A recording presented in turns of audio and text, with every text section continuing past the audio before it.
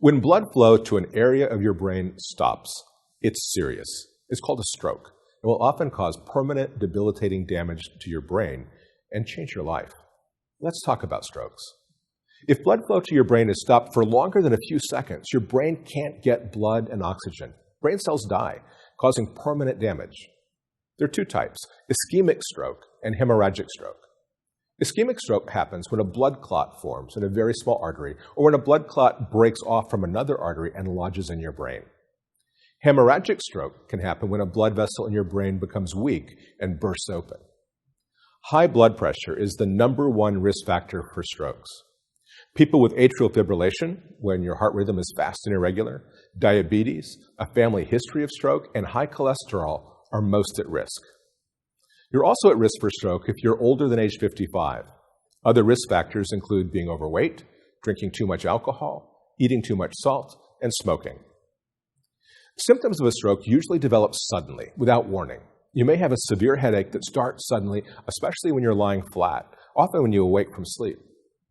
Your alertness may suddenly change. You may notice changes in your hearing, your sense of taste, your sense of touch. You may feel clumsy or confused or have trouble swallowing or writing. So, how are strokes treated?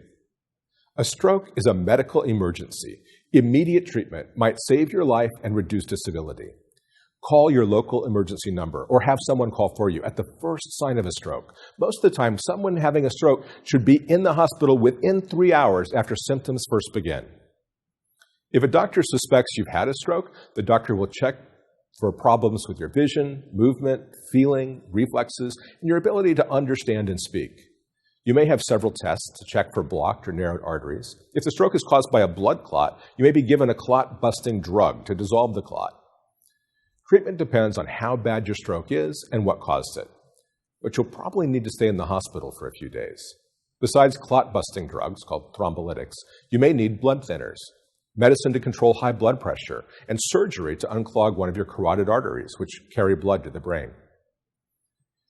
After your stroke, treatment will focus on helping you recover as much function as possible and preventing future strokes.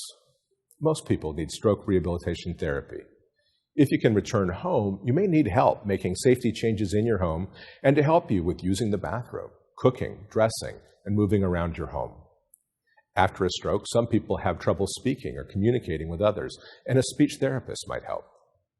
Depending on the severity of the stroke, you may have trouble with thinking and memory, problems with your muscles, joints, and nerves, trouble going to the bathroom, difficulty swallowing and eating.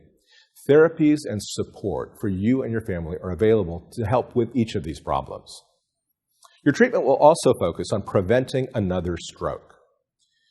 So you may need to be on several medications to help prevent this. And eating healthy and controlling problems like diabetes and high blood pressure can be very important.